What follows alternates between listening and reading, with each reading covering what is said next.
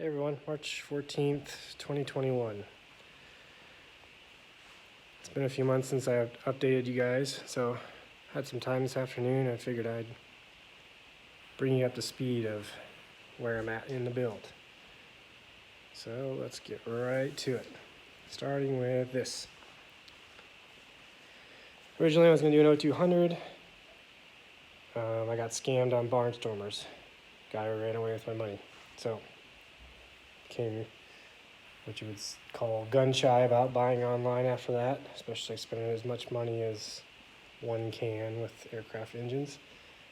Local friend has Super Cub, had this engine sitting as a backup he was going to run while he sent his off to Lycoming, and he gave me a super good deal on it. So what this is 1986 O-320 B2B, 160 horse, 8.5 to 1 compression, 1,300 hours since new, not since overhaul. This engine was on one of Bill Dial's Arctic turns, and so he was Anchorage-based aircraft manufacturer in the, I want to say 70s and 80s. He would take privateers and turn them into what he called Arctic turns. It's kind of a Alaska version of what I think was the privateer. So, a little bit more about this engine. It is wide deck, conical mount, has slick mags, rear mount oil cooler. Some things that I need to change on it. I'm going to update the baffling because this is shot. I have to switch these fittings around and run the hose straight across because the firewall will be right here. This will be changed to a 90-degree spin-on oil filter mount. That starter is going away. I've got to put the lightweight starter in order for my Vetterman exhaust to fit. Some future things I'm going to do to it. So right now this thing weighs 274 pounds, which isn't bad considering it's ready to run. I'm going to do Lycoming taper fin jugs, probably stick with 8.5 to 1s. It'll flow match the ports. Lycoming I think takes some material out of the piston skirts and then takes a little bit more material out of here, and then not to mention some of the cooling fins. So between 4 jugs alone, I can drop 12 pounds with the Lycoming stuff, which eventually will come. Eventually I'll go with a billet flywheel. Gonna stick with mags, and I think I'm gonna do a P-mag. I don't want to do any kind of electronic ignition because I don't want to be reliant on battery power in the middle of nowhere. So high 250s, all said and done with this thing. Not bad for 160 horse. So what else? Got my notes here. Baggage door. Don't see this very often on kit foxes. See them quite a bit on Highlanders. I have yet to see one like this. Maybe somebody out there has done it. I just don't remember seeing it. So, reason for this. Once I went to the Lycoming, I needed to start rearranging where I'm going to put everything in this in order to balance the aircraft out. And knowing that I was going to be doing a lot of work back here, I didn't want to have to crawl through here or cut some access hole or try to work through there. Normally, what guys do with big motors is right about here they cut and they do some sort of access door, and then the battery sits in right here. I think even that's what the factory did when they had their Titan on there. So, but I didn't know that at the time, so I'm kind of got to get creative. So what I'm going to do, battery will sit right in here. There'll be floor plate, and then it'll be attached in multiple spots to keep the battery from bouncing around. It's going to be an EarthX battery, not an Odyssey battery. Well, why would you do that, some may ask? Odyssey would help balance it out better. Well, here's the thing. Yes, Odyssey would be better counterweight, but I think Odyssey is like 12 pounds heavier than EarthX, and that's 12 pounds that I can't use anymore, especially being as tight as this thing is going to be with the motor. So EarthX will be in the tail, and then I'm going to come up with some sort of ballast, detachable ballast. So if I'm solo, light fuel, and my CG is pretty far forward, I can stick some sort of ballast piece back here, get out to the field, say I throw some fuel in, or bag some sort of animal, and I can balance the aircraft out, take the ballast off, and stick whatever, it's like 2 or 3 pounds somewhere up here, and good to go.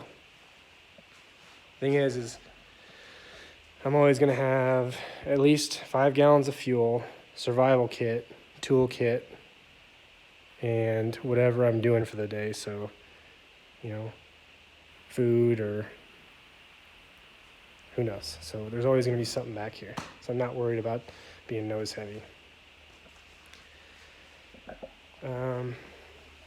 It's going to have a floor in there, either wood or carbon fiber, haven't decided. And if you want to get a better idea of what this floor will look like, Brian Bowen at Project Kit Fox has a floor that's all done already, and then he's got his baggage sack that goes all the way back and real slick. So I'm going to leave this here, and then it'll have a floor, and it'll kind of divide the utility station, and this will probably be like for extra toughs and a jacket and maybe, you know, dirty clothes or something from camping. Just super light duty, not much weight back here, just extra space. So baggage door. Some may remember this was covered, and so what I did is took the lift strut fairing material, that aluminum that they provide that most people don't use, some do.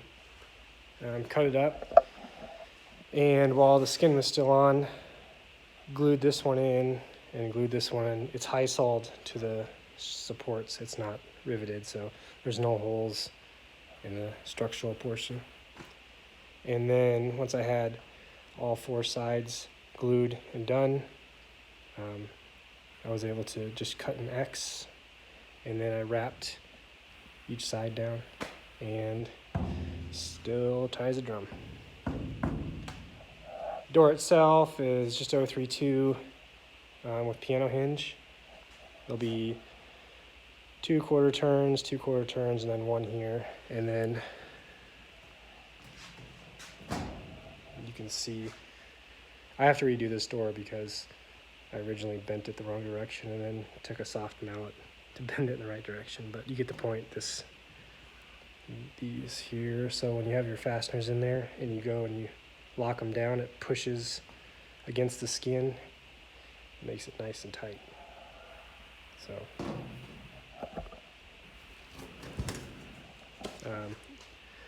Ortex will be terminated on the edge here, and then on the outside I'm gonna wrap it around, so there'll be 3 layers of fabric all the way around, so there won't be any chafing. So not a concern. Next is the cowl. So since I have a Lycoming, and that Lycoming has cup baffling on it, going with Piper cowl. This is Carbon Concepts. This is Randy's O-320 carbon fiber Piper nose bowl. Picked this up a few weeks ago. Super light. It's kind of a twofold as why I'm doing a Piper cowl. Heard the factory was kind of backed up because all you people are buying kit boxes, and the fiberglass carbon fiber department was pretty backed up. So between having Cub baffling on there and not wanting to take $1,000 worth of baffling off, and then another $1,000 oil cooler mod, just decided to put a Piper cowl on it. So the way a Piper cowl works, for those that don't know, what I did is I bought the Titan firewall forward minus the cowl pieces. I ordered carbon fiber boot cowl because of the transition to the windshield. I can't do that. Not that talented. So imagine firewall here. The way a Cub cowl works is they use L brackets. So 1, 2, and then 3, 4, and then it's 3 bent angle. I think it's O-320, or pre-made from whoever makes the Piper stuff, and they stick out, all 4 of them, and then that is connected to your nose bowl in the front of the engine. So imagine a nose bowl here now. There's a rectangle on top. That'll be carbon fiber. And then the bottom piece, I'm going to probably take a Pacer lower nose portion and reverse engineer, just because this is side by side and close to a Pacer dimensions as far as width wise. So end up using that, making that out of O-320 for cut the carburetor hole, the 2 vents that are traditionally in there, and then it'll have a hole for the exhaust or the Vetterman. Vetterman is a twin exhaust that will come out, and then the side doors will be either O-320 or carbon fiber. Haven't decided yet. But what I like about Piper cowls is the ability to just undo your latches and swing the whole door up. And when you're pre-flighting or doing any work, you can get to both the top and the bottom, rather than a traditional cowl where you got to do all the quarter turns, take the top piece off, and then if you want to get to the bottom motor, you got to take the entire thing off.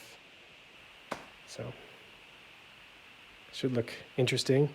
The nose bowl is perfectly as wide as the fuselage, so it's proportionally, it'll actually look pretty good. Some of you may have seen the picture that I put up already.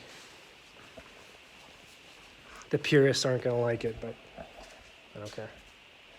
The door. Pilot side door is done. I just went with the factory hardware because I had it, and I hate riv nuts.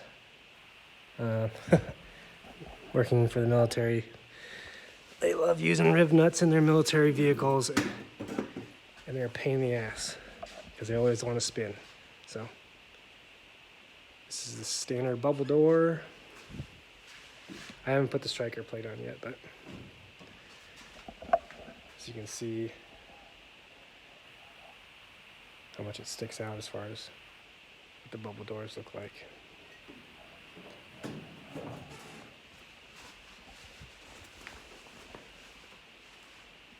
Lift struts. This one is pretty close to being painted. These is the regular PVC covering with the round bar. I didn't have an extra $3,000 to spend on the pre-formed ones. So this is the relief cut for when you swing your wings, it doesn't dig into the fuselage here.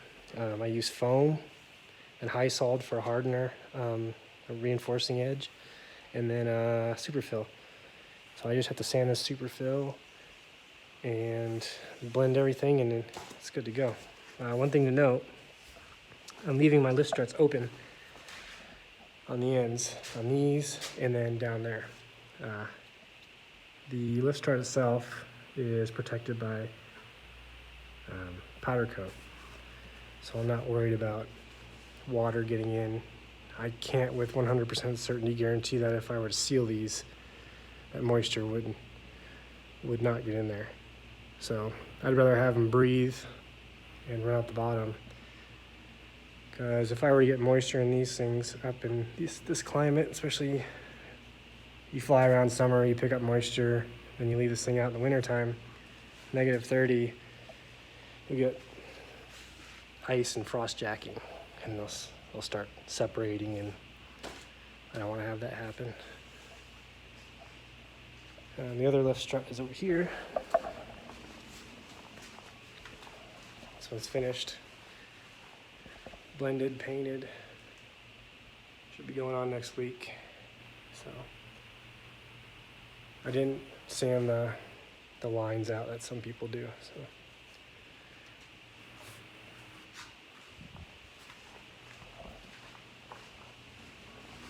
next, interior. Still keeping it basic. Powder coat. Most likely powder coat. Paint. I'm not going to put the fabric on this. And then I'll still run the floor mats and the side panel pieces. I gotta trim my sticks down a little bit. They're a little bit too long, you see. The elevator's already rigged, so I'll probably take them down to about, just chop about that much off. As far as the panel itself, nothing's really changed. I think I'm gonna do G5, the GRT EIS, that old school rectangular green backlit, has everything I need. Steam gauge, RPM, and steam gauge, oil pressure, oil temp, in case the engine monitoring shits out. So those will be redundant. Oh, and intercom is going to be, I think the Garmin is at the GRT 200, which is the radio intercom. So we'll see how that goes. Weight and balance. As I mentioned, that engine weighs 274 pounds. I've got to play my cards right back here in order to make everything work. With the factory Titan on there, they had an Odyssey battery back here, and that was all they really needed. So it'll be fairly easy to get this thing where I want it. I'm gonna set it up at the very forward of the CG. That gives me all that working weight back as I load the aircraft. I got plenty of weight on the nose, I might as well use it. As far as configurations back here. Overall weight, I'll be happy under 1,000 pounds. I'll be really happy if I can be at around 970, 980. I think that is attainable between the Oratex and not having a whole bunch of crazy electronics like some of y'all run. No, I mean, I wish I could. I don't have any use for them. I just like simple airplanes. So that, I mean, I probably won't even use half that panel there. Probably have a giant glove box or something. Who knows?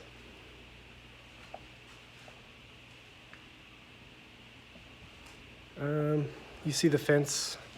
Originally wasn't going to run these because I was going to run slats. Slats will come eventually. I just can't afford them right now because my budget is blown in order to get this thing flying by summer. So I'll run the standard VGs, and then instead of permanently fastening these with the material that they use, I'm just going to do, instead of a clamp here, or L bracket here and L bracket there, I'm going to do multiple sets of L brackets, and then this will be painted to match, so that eventually when the slats are ready and I'm ready to install them, all I have to do is undo some screws and this whole thing will come off. What else? Belly pod.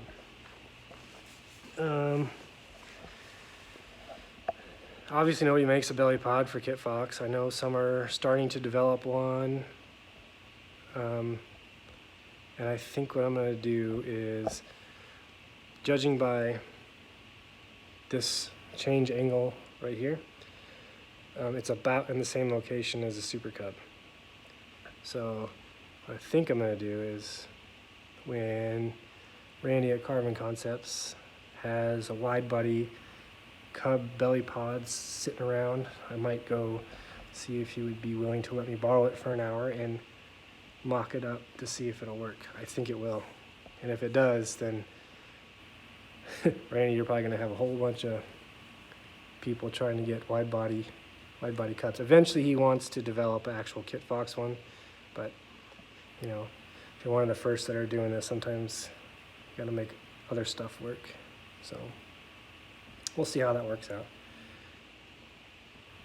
I understand that my usable is going to be somewhat limited, but I still like having the option of not only having cargo back here, but you know, even if I want to be closer to the CG and put stuff in there, it just gives me more of an option as far as where I put the weight in the aircraft. So those are my thoughts about that.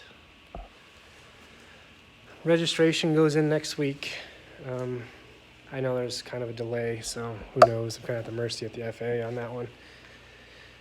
End number is going to be standard. It's going to be over the horizontal, 3-inch, and it's going to be November 3509. For those that don't know, 3509 was 3rd Battalion, 509th Airborne Infantry. That was my battalion that I was in for better part of a decade and 3 deployments, so it's kind of cool. I was able to snag that number and put it on the plane. So that is pretty much everything. Hopefully it doesn't take me another 4 to 5 months to put out another video. Oh, propeller. 82-inch ground adjustable Sensenik with the new indexing rods. So it makes it easier to set your pitch instead of fiddling around with the angle gauge. It has little indexing pins that you just, as you rotate it, they're preset, and it sets your pitch perfectly every time. So kind of cool. Other than that, I can't think of anything else. If anybody has any questions, feel free to ask. So, alright guys, that's my update. See you later.